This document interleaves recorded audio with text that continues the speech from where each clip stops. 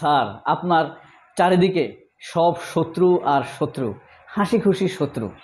এরা আপনার সাথে ভালোবাসার ভান করে, আসলে এরা সবাই আপার লোক। এর প্রমাণ হলো এরা আপনার ইমেজ পুনরুদ্ধারে কোনো কাজ করেনি। আপনার বিরুদ্ধে যত অপপ্রচার হয়েছে, যত প্রোপাগান্ডা হয়েছে, প্রথম আলো, ডেইলি স্টার যত মিথ্যাচার করেছে, একটি সংবাদেরও তারা প্রতিবাদ করেনি। এমনই একটি ফেসবুক স্ট্যাটাস দিয়েছেন প্রিসিলা। আপনারা নিশ্চয়ই চেনেন, বাংলা ভাষাভাষী মানুষের কাছে এই প্রিসিলা খুবই পরিচিত। তিনি তারেক রহমানকে উদ্দেশ্য করে কি বলেছেন তা যারা শুনতে চান, আমি তাদেরকে এখান থেকে চৌম্বক অংশ পড়ে শোনাই, আপনারা পয়েন্টগুলো শুনতে পারেন। জনাব তারেক রহমান স্যার, আপনার চারিদিকে শত্রু, দলের বড় বড় নেতারা শত্রু, বিভিন্ন বাহিনীতে শত্রু, প্রশাসনে বেশিরভাগ আপার মুরিদ। বর্তমান সরকারের সাথে আপনার বড় নেতাদের অপ্রয়োজনীয় মতের অমিল, অসহযোগিতা, অপ্রয়োজনীয় হুমকি। আপনার দলে সবাই পদ আর ক্ষমতার পাগল, সবাই নিজেকে তারেক জিয়ার চেয়ে বড় মনে করে। তারা মনে করে বিএনপি করে তারা আপনাকে করুণা করছে। সবাই আপনার সাথে বিশাল ভালোবাসার অভিনয় করে, আসলে সবই স্বার্থের জন্য। বিপদে পড়লে আপনার পাশে এরা কেউ থাকবে না, অতীতে থাকেনি, এটাই হলো তার প্রমাণ।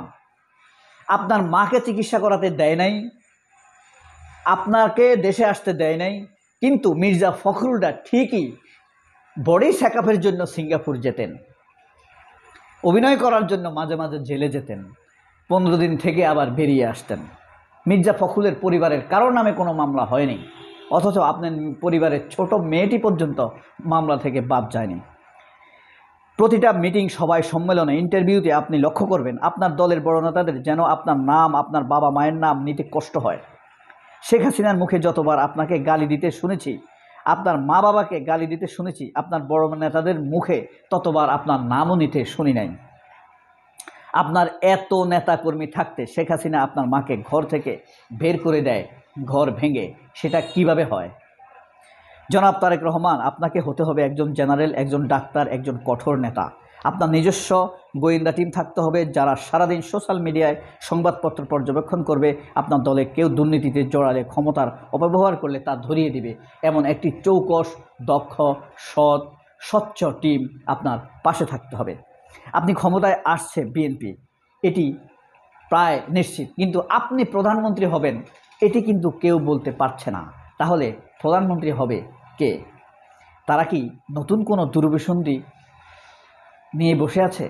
আপনার দলে এমন কোনো মেধাবী কি আছে যে পররাষ্ট্র বিষয়ক সমস্যাগুলোর সমাধান করতে পারবে?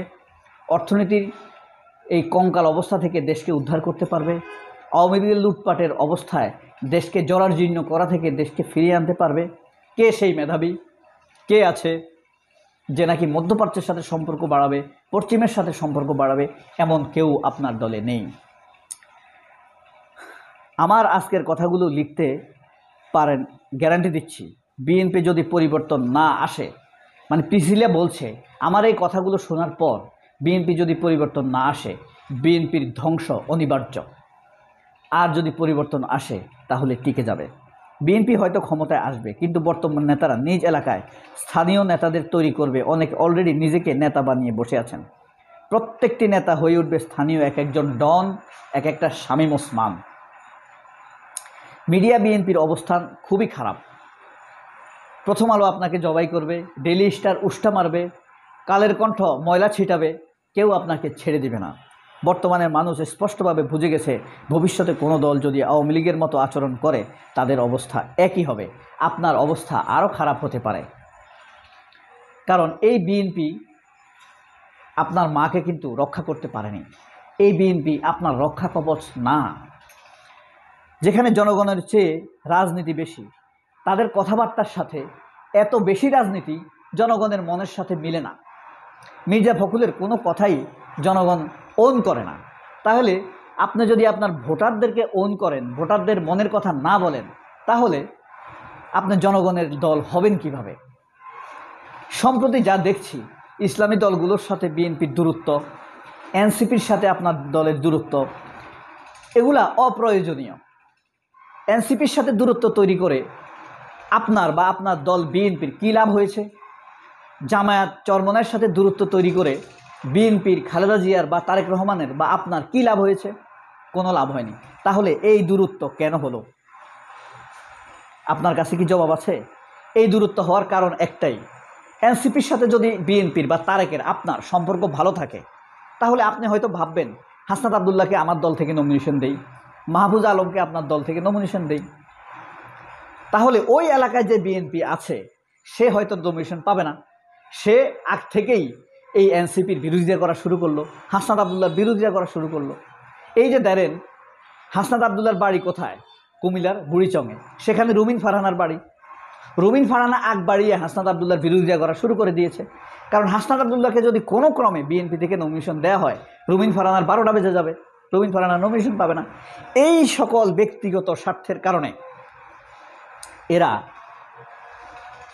এই শুধু শুধু অপ্রয়োজনে এনসিপির সাথে দূরত্ব শত্রুতা তৈরি করছে। এতে আপনার কি লাভ?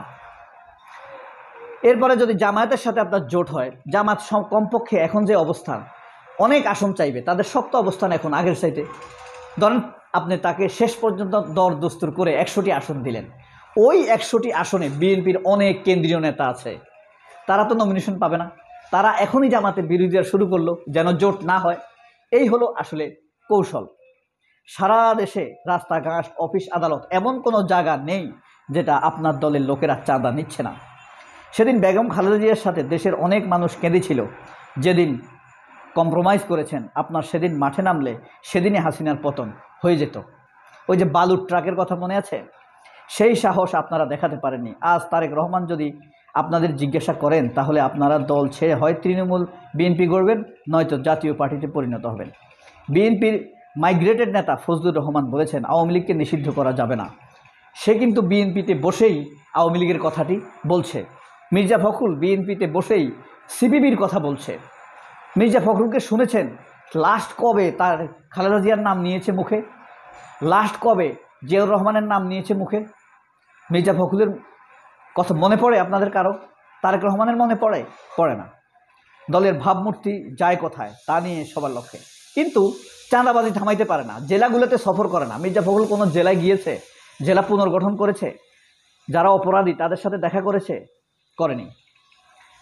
আপনার নিজস্ব গোয়েন্দা বাহিনী থাকতে হবে, সবার সাথে আলাপ করতে হবে, গোপন তথ্য নিতে হবে।